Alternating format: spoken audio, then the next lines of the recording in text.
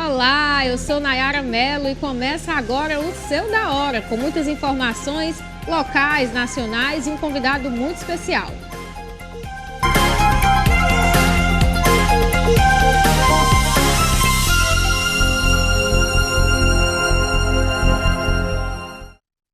Olá, telespectador querido! Hoje temos muitas novidades, assuntos muito interessantes para tratar com vocês. Quarta-feira, em um protesto desses profissionais por aumento salarial. O protesto começou por volta das 9 horas e terminou às 11 horas da manhã. De acordo com o diretor da executiva do Sindicato dos Trabalhadores em Transportes Rodoviários do Estado do Ceará, Flávio Braz, a categoria busca reajuste de 15,8% nos salários e 25% no Vale Alimentação e Cesta Básica. O Sindiônibus afirmou que no fim da paralisação, a frota de ônibus voltou a circular normalmente. O Sindiônibus reforçou que busca em renegociação com o Sintro Ceará uma alternativa responsável diante da momentânea incapacidade das empresas de conceder aumentos salariais. O sindicato afirmou ainda que foi proposto garantir por 6 meses a manutenção da Convenção Coletiva de Trabalho que venceu em 31 de maio de 2022, com todos os benefícios nela previstos. A expectativa é que a partir de novembro de 2022, as reivindicações do Sintro Ceará sejam reavaliadas em um cenário mais favorável que permita avanços salariais sustentáveis. O órgão disse que o diálogo estava em andamento e foi suspenso pela recusa do Sindicato dos Trabalhadores em aceitar a proposta. Temos uma matéria que falará agora sobre reclamações dos usuários do transporte público de Fortaleza. Atrasos e queima de paradas lideram as reclamações de passageiros para o Alô Sindiônibus em Fortaleza. De acordo com o Sindicato das Empresas de Transporte de Passageiros do Estado do Ceará, houve 286 reclamações de passageiros reclamando dos atrasos. Em seguida, aparecem 191 por queima de paradas e 167 por problemas no embarque ou desembarque.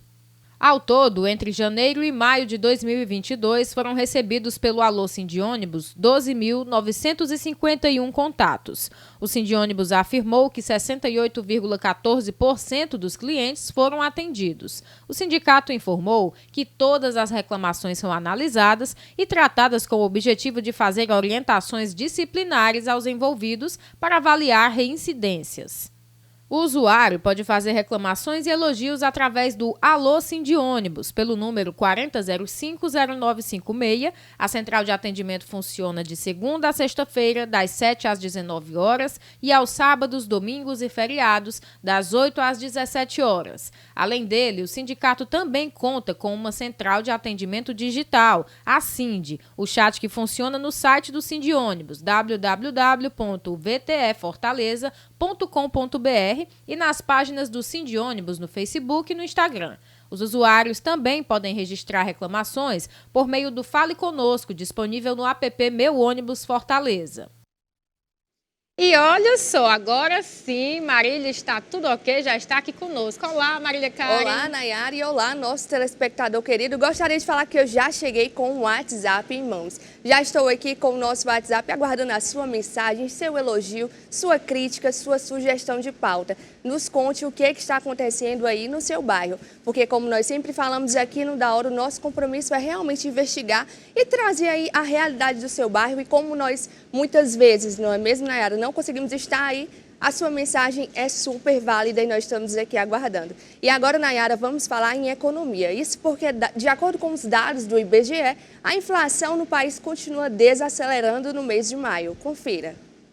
O índice de preços ao consumidor amplo, que mede a inflação oficial do país, desacelerou a 0,47% em maio, informou o Instituto Brasileiro de Geografia e Estatística nesta quinta-feira. No ano, o indicador acumula alta de 4,78% e nos últimos 12 meses de 11,73%, abaixo dos 12,13% observados nos 12 meses imediatamente anteriores. O mercado esperava alta mensal de 0,6%, conforme a mediana das expectativas de analistas e de 11,84% na comparação com maio do ano passado. Em abril, quando o índice ficou em 1,06%, a inflação já mostrava desaceleração, já que havia sido de 1,62% em março. O acumulado em 12 meses continua muito acima da meta para 2022, de 3,50%, com margem de 1,5 ponto para mais, 5%, ou para menos, 2%. O IPCA vem ultrapassando o teto da meta desde março do ano passado. O grupo vestuário teve a maior variação do índice no mês, com alta de 2,11% e 0,09 ponto percentual de contribuição. Já o maior impacto no índice veio do grupo transportes, com uma alta de 1,34%. Segundo o IBGE, o avanço desse grupo foi menor do que ao apresentado no mês passado, quando havia subido 1,91%. A alta mais relevante dos transportes veio das passagens aéreas, que já haviam subido 9,48% em abril, sendo o maior impacto individual positivo no índice do mês, junto aos produtos farmacêuticos, que subiram 2,51%. Eu falei há pouco da importância da sua mensagem, da sua denúncia. E, Nayara, nós temos informações, não é mesmo, dos nossos telespectadores a respeito do que tem acontecido no Serviluz.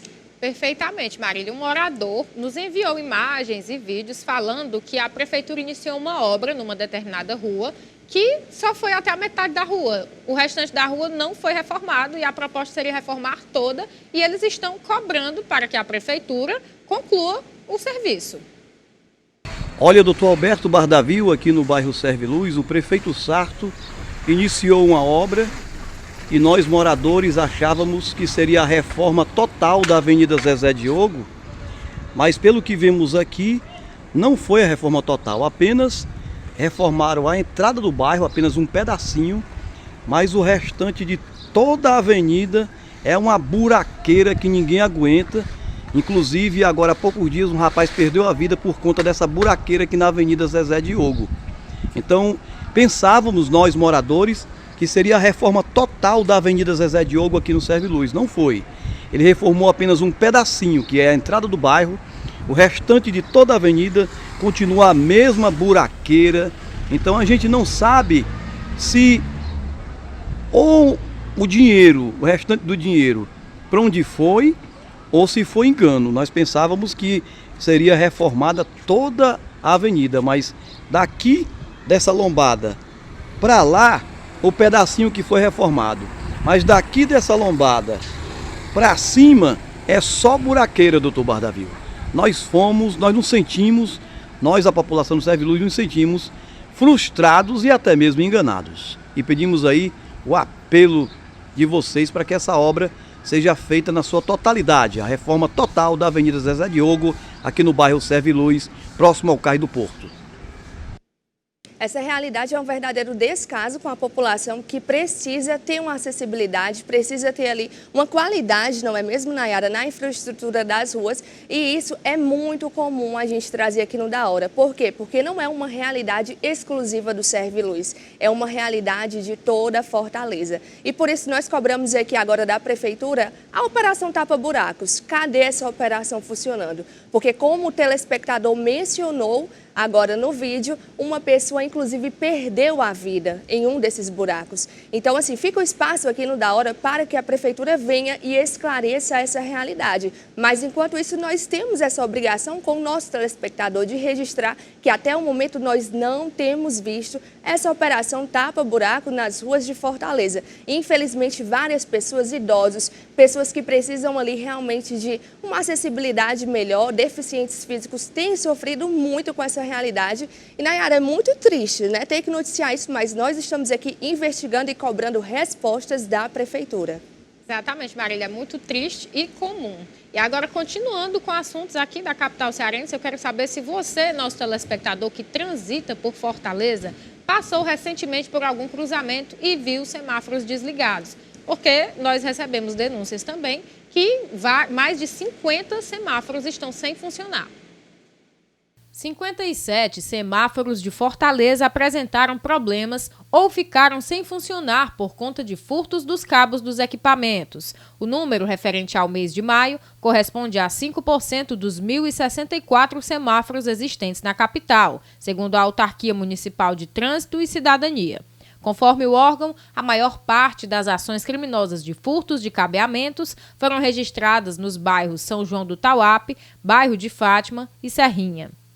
Na manhã desta quinta-feira, a capital registrou semáforos apagados nos cruzamentos das avenidas Oswaldo Studart com a Avenida Eduardo Girão, no bairro de Fátima, Avenida Eduardo Girão com Rua General Silva Júnior, Avenida João Pessoa com a Rua Professor Costa Mendes, no bairro Damas, e Rua Barão de Sobral com a Avenida João Pessoa. Não há informações se a falta de funcionamento desses equipamentos foi por conta de furtos. De acordo com a AMC, a reposição dos cabos é providenciada pelo órgão logo que constata a ação criminosa. No entanto, a autarquia ressalta que o trabalho pode ser impactado em dias chuvosos devido ao risco maior de descarga elétrica, mesmo risco que os criminosos submetem durante o furto.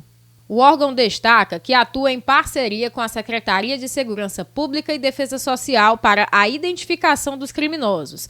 A autarquia também registra boletins de ocorrência e monitora os atos criminosos em mais de 600 câmeras de vigilância. Em situações que os semáforos não funcionem adequadamente, agentes e operadores de tráfego são enviados às vias e corredores com maior fluxo de veículos para controlar o trânsito e auxiliar os condutores. A AMC orienta que os condutores também devem seguir a regra geral de circulação prevista no artigo 29 do Código de Trânsito Brasileiro. Em caso de trânsito por fluxos de veículos que se cruzem em local não sinalizado, a preferência de passagem será do veículo que vem pela direita. Já voltamos com o convidado Michel Arthur.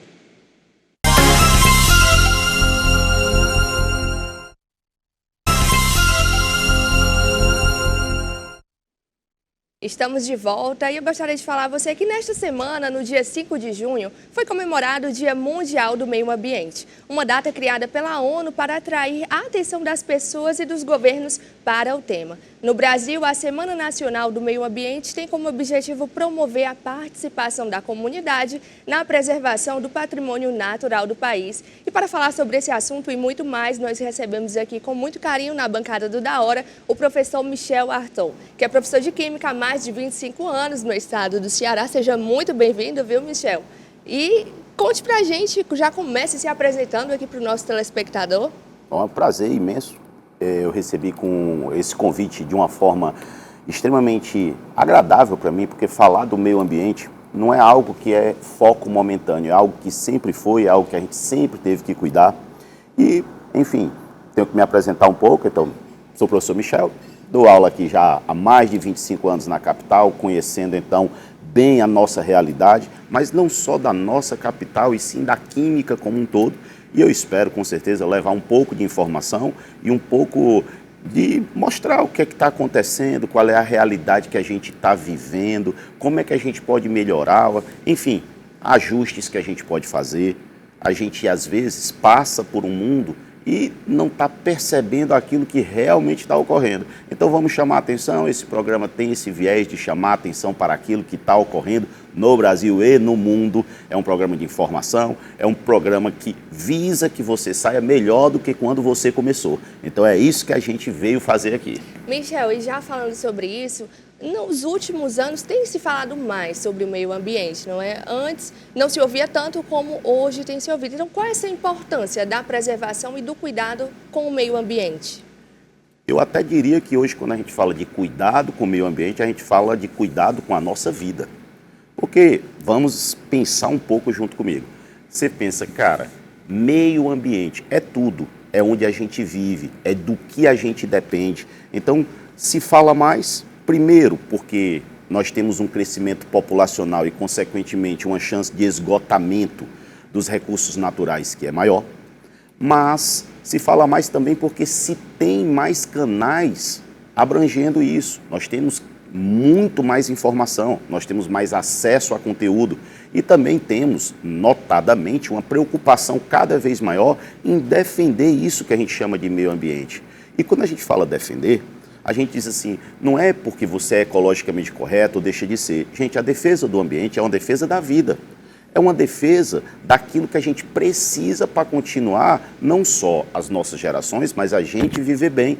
Falou de defesa do meio ambiente, por exemplo, é falar de defesa da água. Água essa que é essencial à vida e que a gente sabe que ela está cada vez mais escassa, seja por poluição, seja por aumento de consumo de alguma forma exagerada. Então, tem muita coisa que pode ser feita para melhorar, mas a primeira coisa que se precisa é chamar a atenção para o que já está acontecendo. Michel, você falou em poluição e aí me veio à mente que quando nós pensamos em poluição, nós sempre falamos de poluição das ruas, lixo em locais inadequados, como por exemplo em rios, né? E aí eu gostaria que você explicasse para nós e para quem está nos assistindo quais são os outros tipos de poluição que existem. Essa sua colocação ela é legal e a gente pensa logo assim, por que a gente pensa em poluição nas ruas quando a gente fala poluição, vamos dizer assim, mesmo tendo sido repetido? Porque é algo que dá para ver. Aquilo que se vê, claro, é notado, é mais fácil de você dizer, não está muito certo. Aquilo que você não vê e que demora um pouco mais a ser sentido, é mais fácil, é mais difícil de você cuidar. Michel, você está querendo falar de quê? Vamos pensar da poluição do ar. Muitas vezes a poluição do ar a gente não está vendo.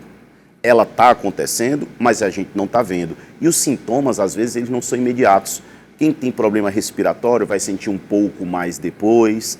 Quem tem, vamos dizer, uma sensibilidade maior na pele, às vezes em contato com esses microparticulados, acaba tendo alergias. Então, nós temos coisas que não são imediatamente visíveis, mas que são tão perigosas quanto e às vezes mais que a poluição direta nas ruas. Não que não seja, porque a gente sabe que a poluição nas ruas não é só feia, é questão de saúde, é questão de bem-estar e é questão de poder continuar vivendo no mundo.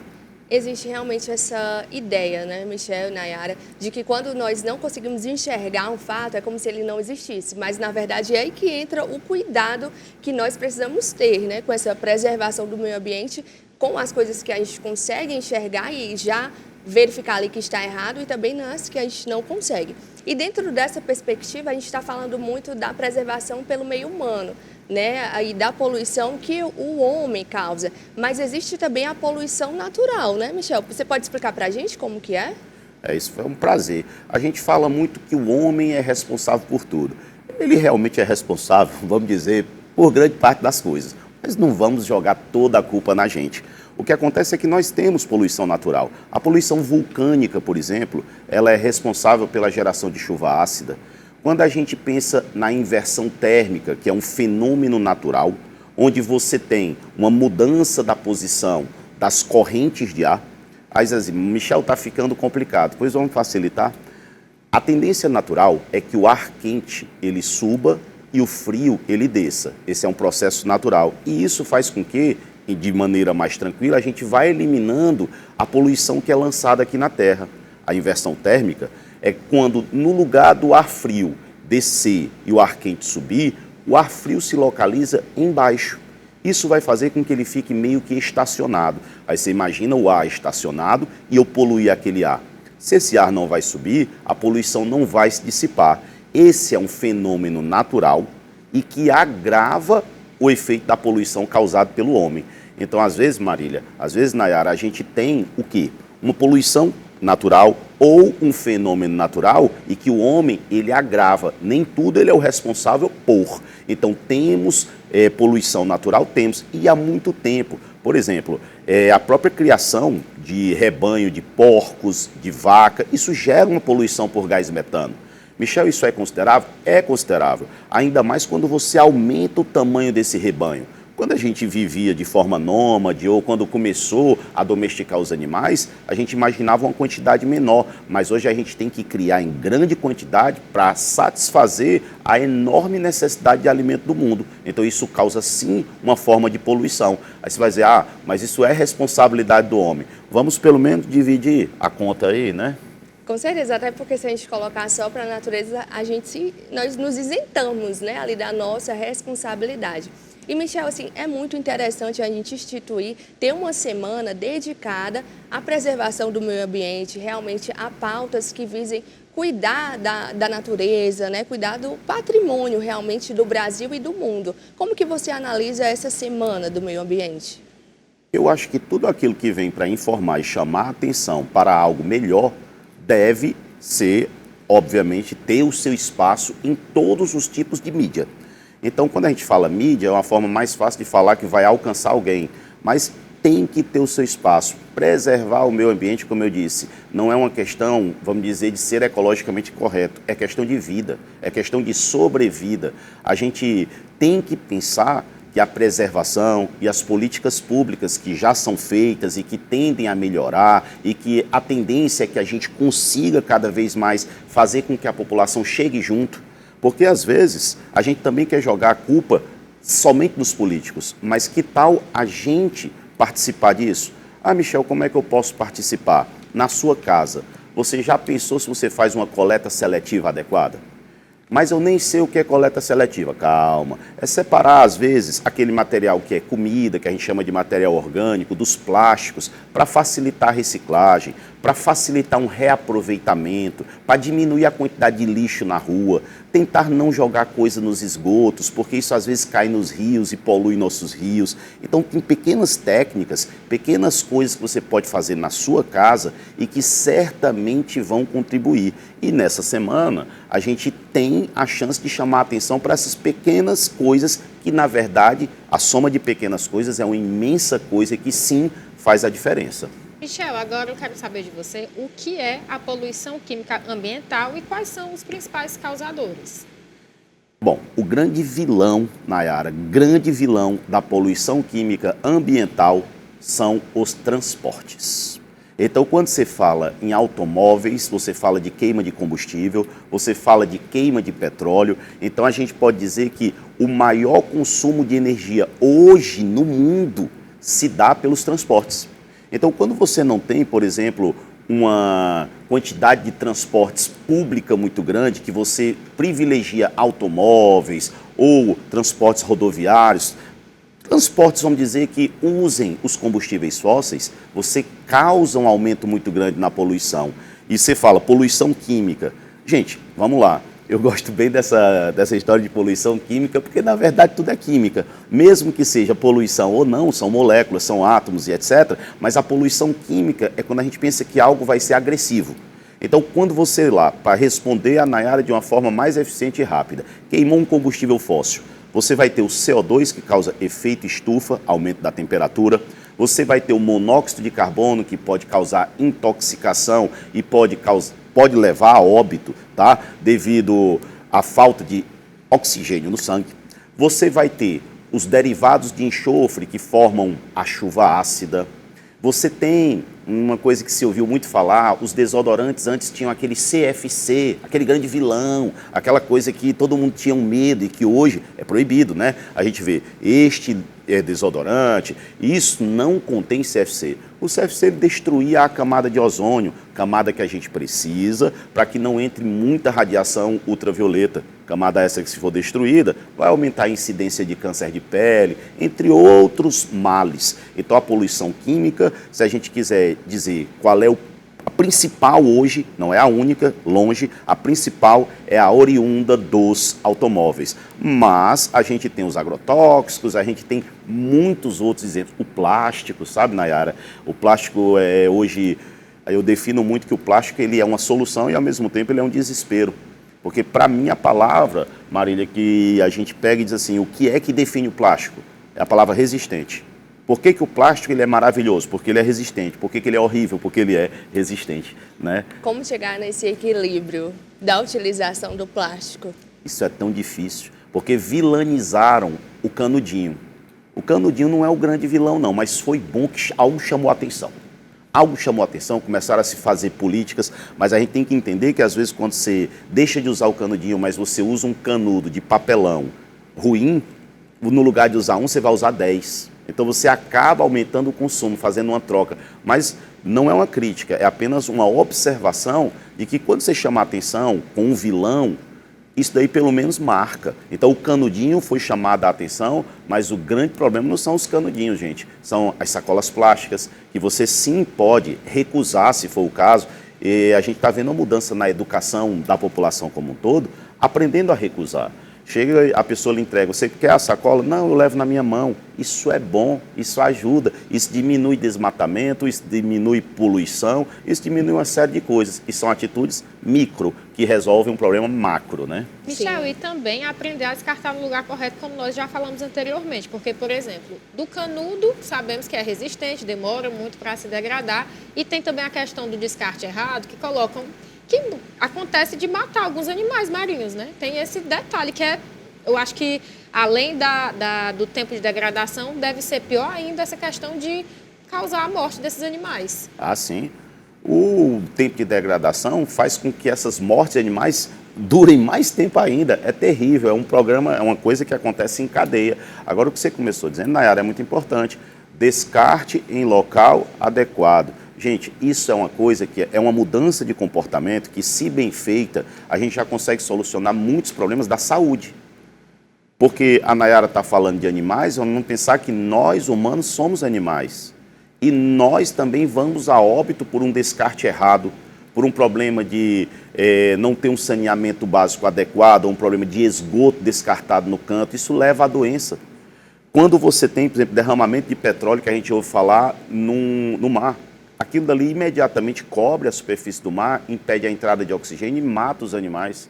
E o petróleo é uma coisa que é mega explorada, agora a gente está falando muito por causa das guerras e etc., e o aumento do preço do petróleo, que é uma coisa que está chamando a atenção, políticas de preço, que nem vale a pena comentar, porque não é esse o mote, e sim a gente imaginar que o petróleo, ele é um vilão. Aí você vai dizer, Michel, é só um vilão? Não, ele é muito bom, porque ele fornece energia, e nós somos uma sociedade, entre aspas, viciada em energia, tudo que a gente faz precisa de energia, mas tem que ser pensado de forma mais urgente, uma solução para suprir essa demanda tão grande de petróleo, para trocar por uma energia eólica, para trocar por energia solar. Aqui no nosso Ceará a gente teria essa disponibilidade tão boa, né? De sol, de vento. O pessoal reclama, mas pode virar energia sim.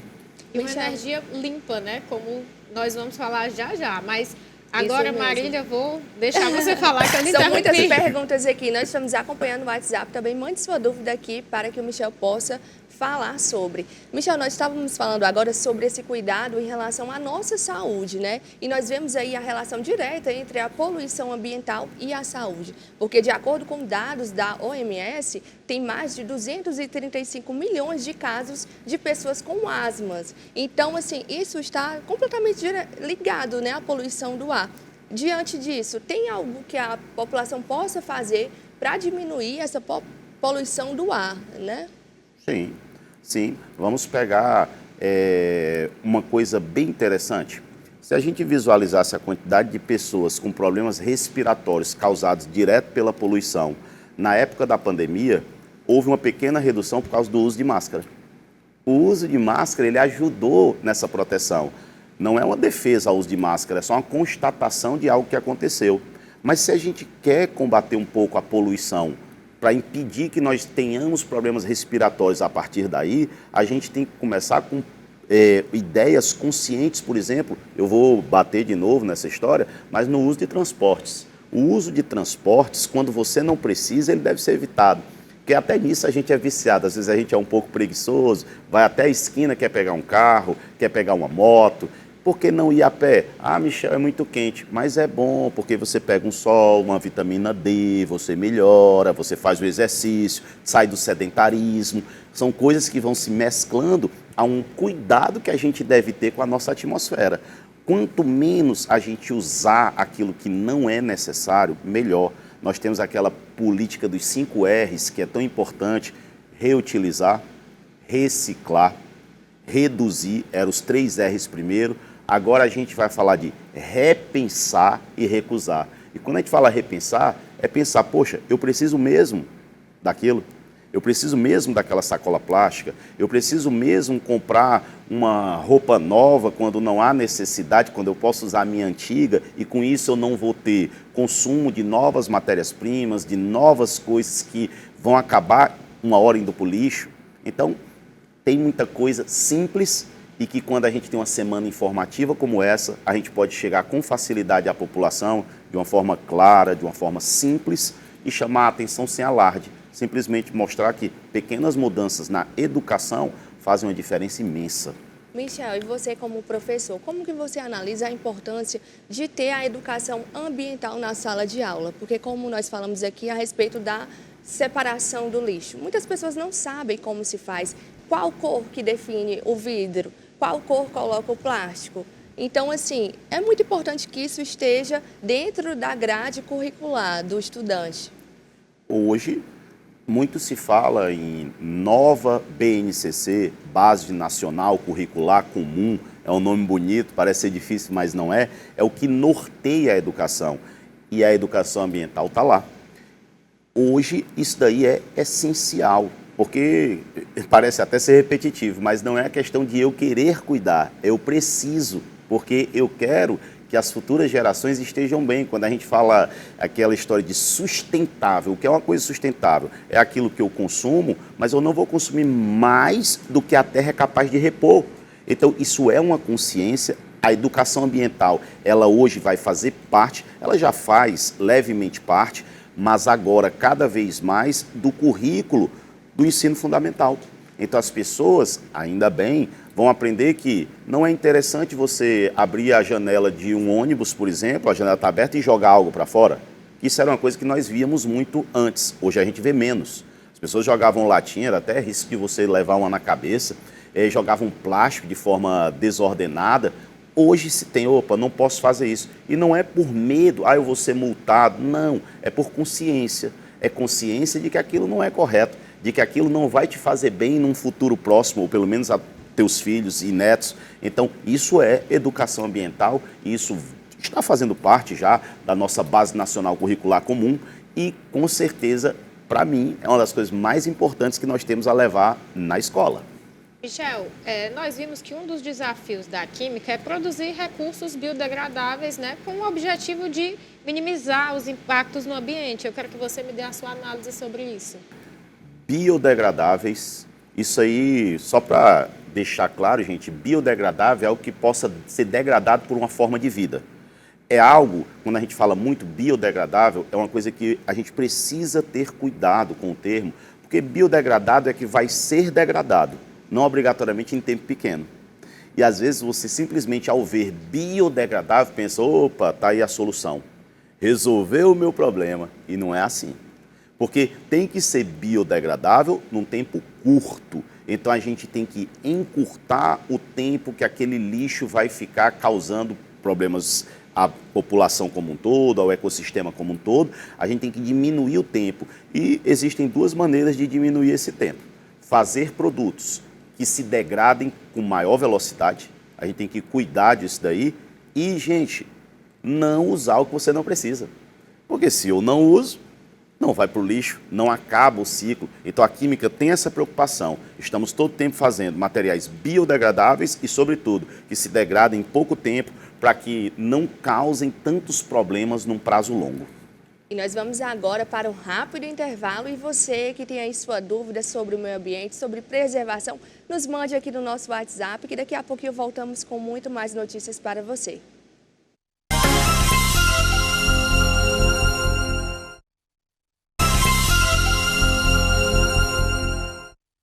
E nós já voltamos, e aqui comigo Marília Karen, Nayara Mello e Michel, professor Michel Arthur, que está aqui nos falando sobre a Semana do Meio Ambiente e sobre a importância de preservar a natureza. E falando sobre isso, vamos falar agora que o governo federal publicou um decreto para regulamentar o mercado de crédito de carbono. Confira.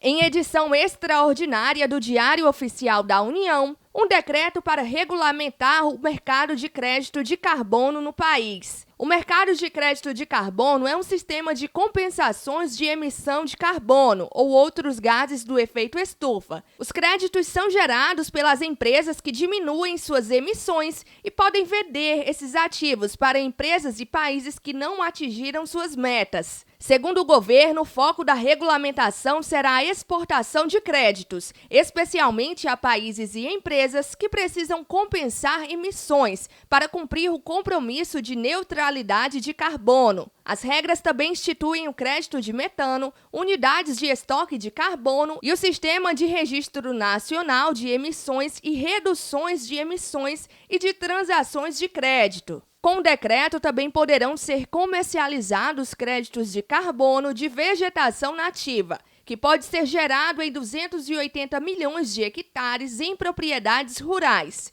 o crédito solo fixado durante o processo produtivo e o carbono azul presente em áreas marinhas e fluviais. Também ficam estabelecidos os procedimentos para a elaboração dos planos setoriais de mitigação das mudanças climáticas e institui o Sistema Nacional de Redução de Emissões de Gases de Efeito Estufa. A publicação do decreto foi anunciada pelo ministro do Meio Ambiente, Joaquim Leite, durante o Congresso sobre o Mercado de Carbono.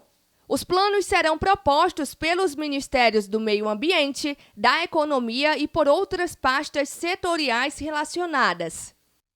Michel, o que falar sobre o crédito de carbono?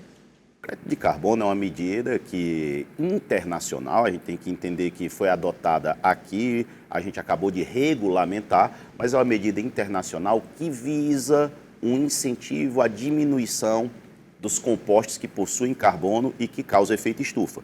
Tipo gás carbônico, monóxido de carbono, mas sobretudo gás carbônico.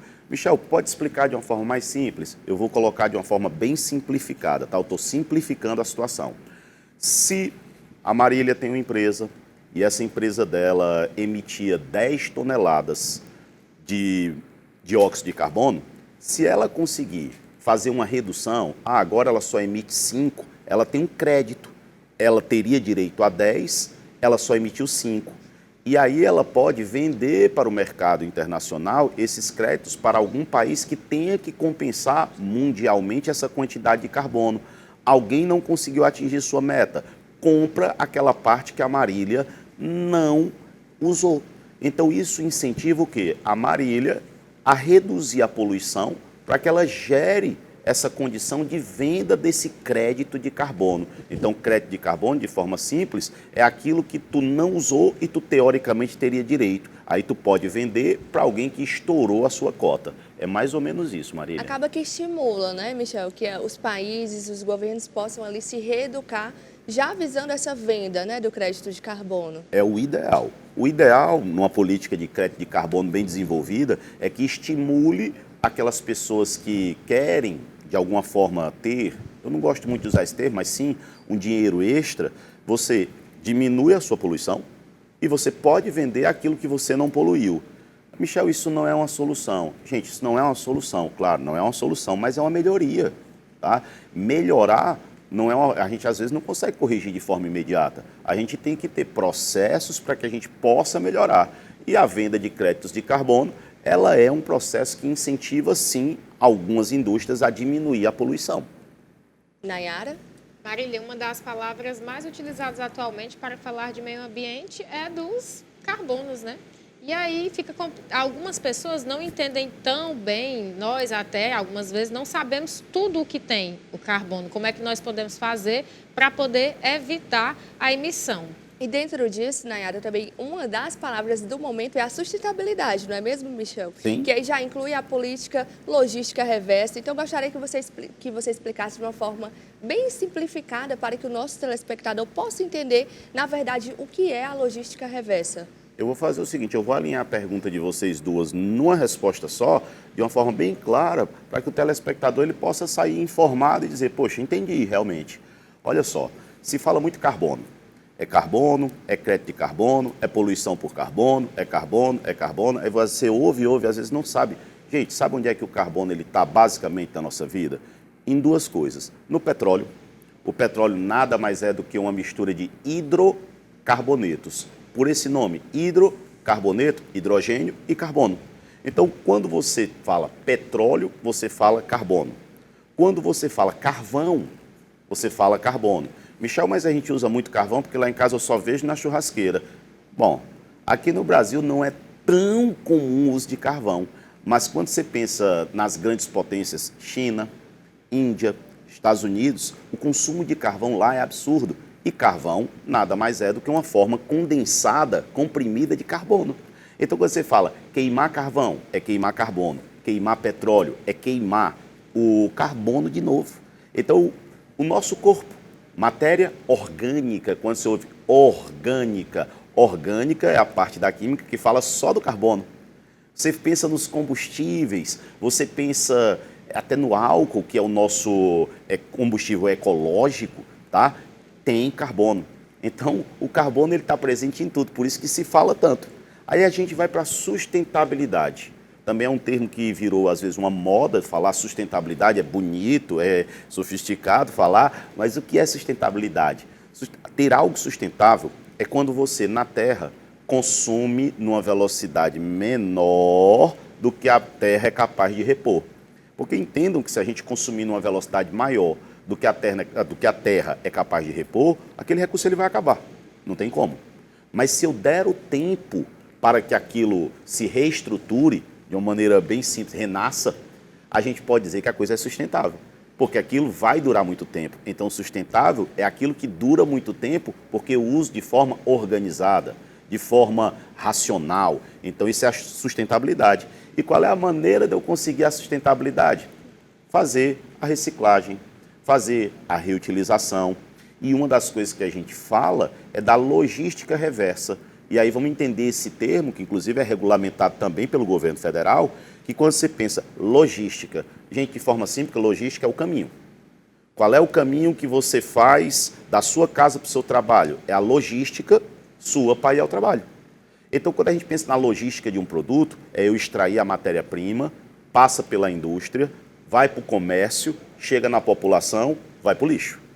Isso é a logística. O que é a logística reversa? É eu inverter esse processo. Eu tirar do lixo, botar na indústria de novo, a fim de que possa ser retrabalhado e você não tenha nem lixo, nem consumo de matéria-prima. Michel, mas isso não é reciclagem? O processo é a reciclagem, mas esse caminho de volta é a logística reversa. É o caminho que tem que percorrer para sair da sua casa, do lixo da sua casa e voltar para a indústria para eu poder usar de novo e fazer novos produtos sem ter que extrair e nem aumentar a quantidade de lixo. Michel, temos aqui uma pergunta do nosso telespectador que mandou assim.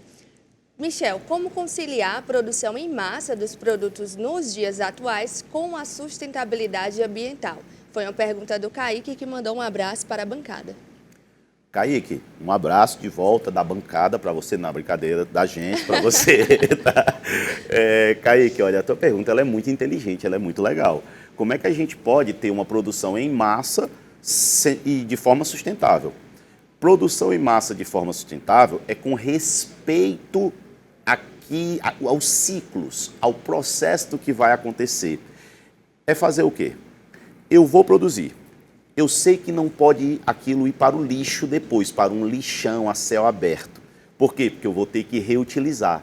Então, quando a gente pensa em produzir muito de forma sustentável, a gente tem que diminuir automaticamente a quantidade de lixo. A gente tem que usar ao máximo o que a gente chama de reaproveitar. A gente vai reaproveitar os recursos, a gente vai reaproveitar a água, a gente não vai poluir a água, a gente reaproveita a água. Porque às vezes quando você usa a água uma vez, você polui aquela água e você não pode reutilizá-la. Isso daí não se torna sustentável. Outra coisa, quando você faz uma agricultura de forma consciente, que você tenha as coisas certas no canto certo e a quantidade de água certa.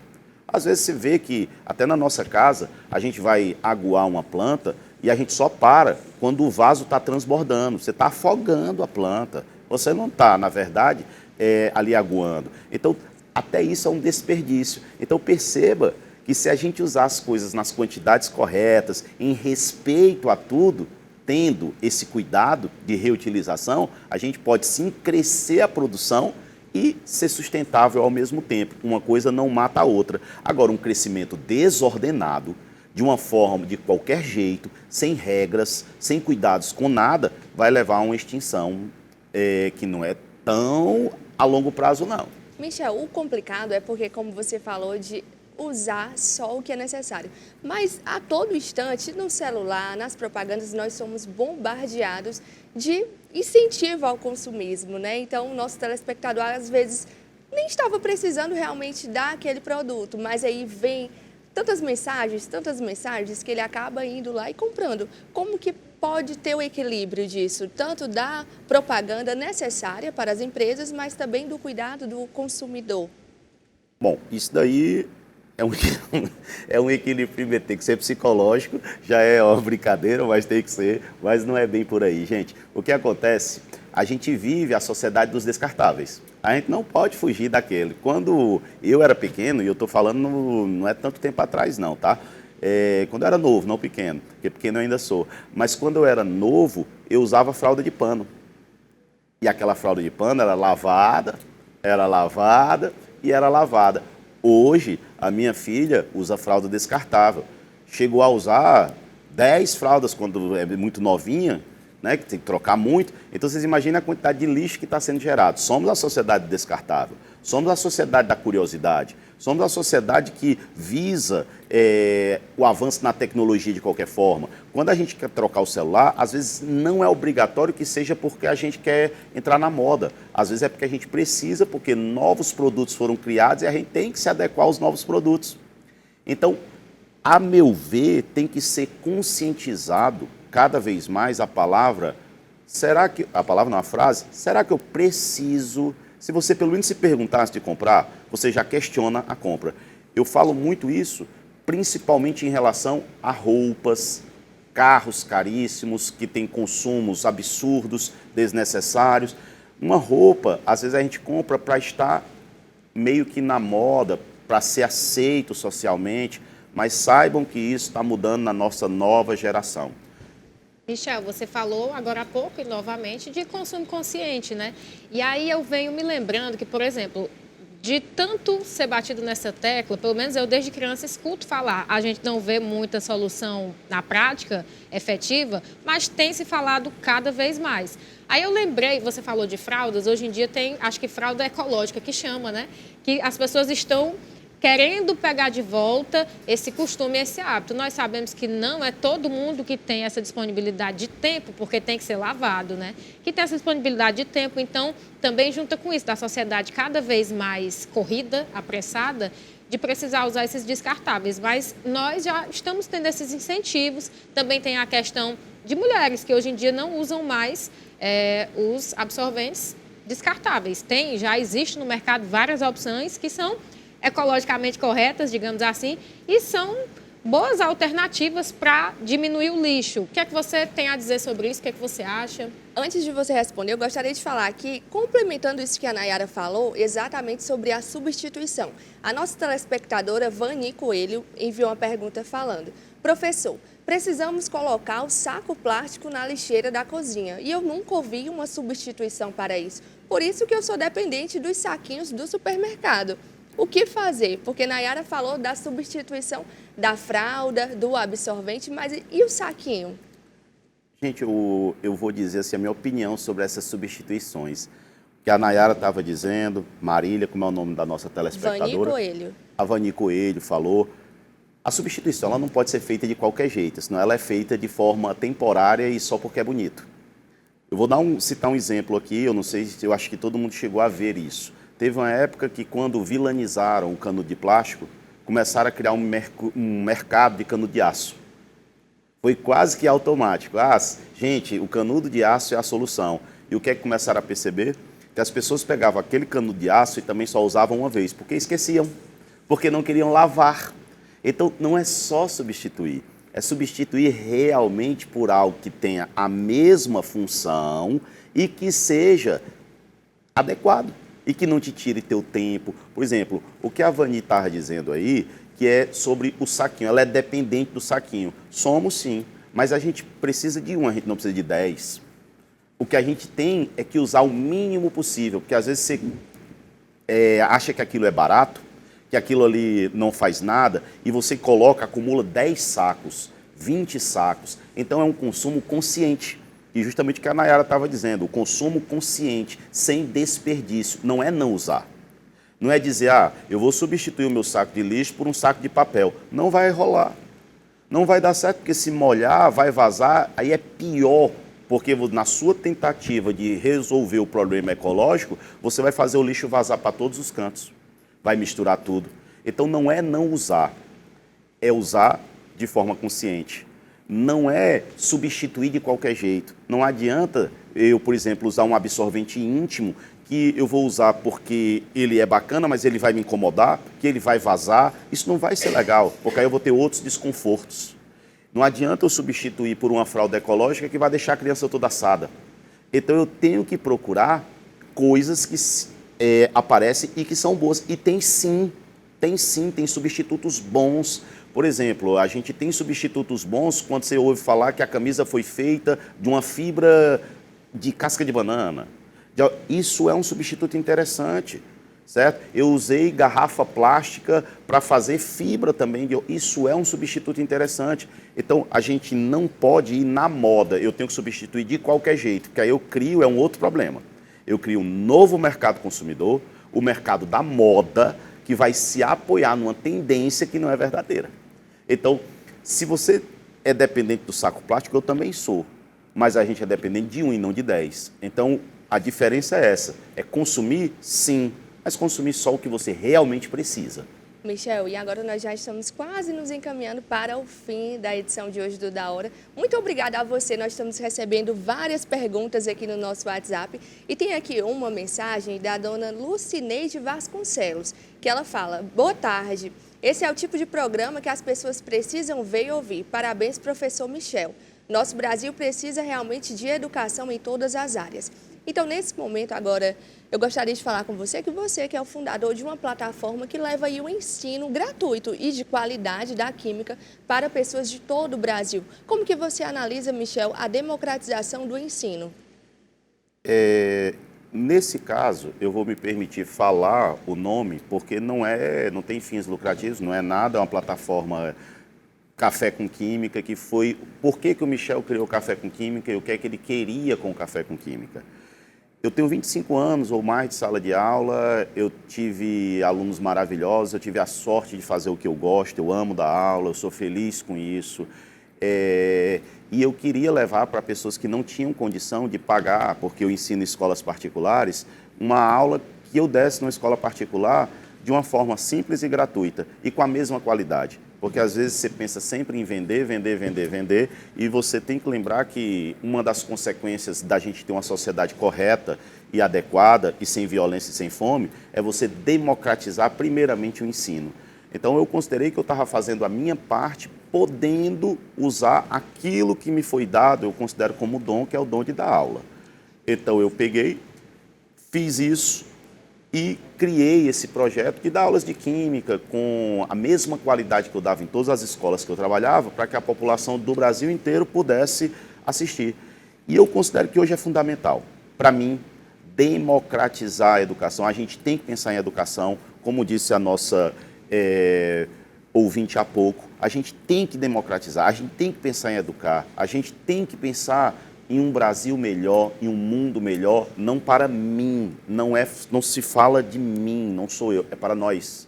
Porque uma sociedade melhor, automaticamente ela é melhor para mim. É uma sociedade mais justa, menos violenta, e isso passa pela educação e democratizar todas. Eu fiz a minha parte do que eu podia em química e vou buscar fazer cada vez mais. Se cada um puder fazer um pouquinho na sua parte da educação, é na educação ambiental, é no direito do consumidor, são exemplos que a gente pode levar e sim conseguir uma sociedade mais justa. Você tocou agora em um ponto que eu sempre falo, que assim, eu penso que eu fazendo alguma ação boa posso não mudar o mundo, mas pelo menos o mundo de alguém eu posso mudar, não é mesmo, Nayara Mello? Se cada um pensar, né, em algo que possa fazer, eu acredito que tende a melhorar a situação da população e do mundo.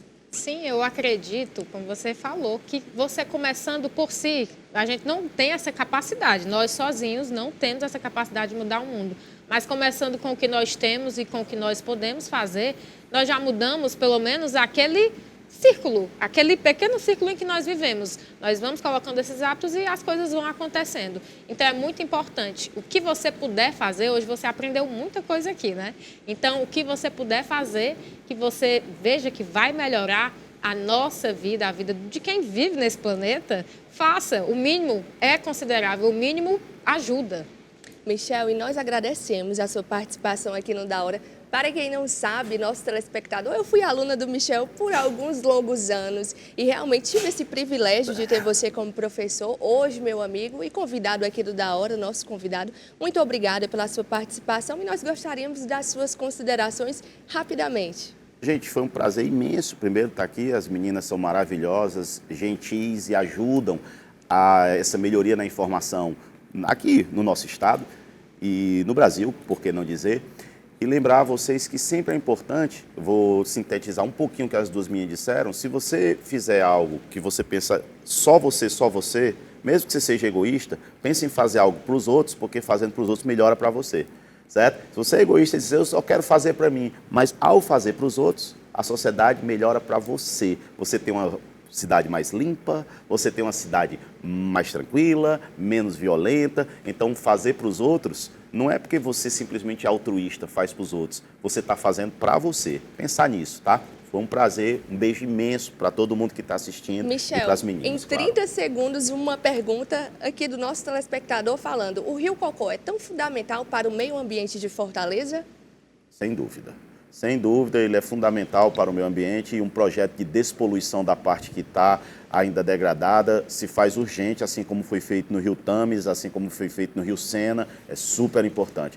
E a gente precisa desse rio para o nosso ecossistema. Nayara Mello, suas considerações? Quero me despedir e dizer para você, Michel, que eu adorei a sua participação. Ele tem que voltar mais vezes. Ele tem que voltar, porque nós temos muitas outras perguntas para fazer, vários questionamentos. Então, eu agradeço demais a sua participação. Foi um prazer enorme e aguardamos a sua próxima visita aqui.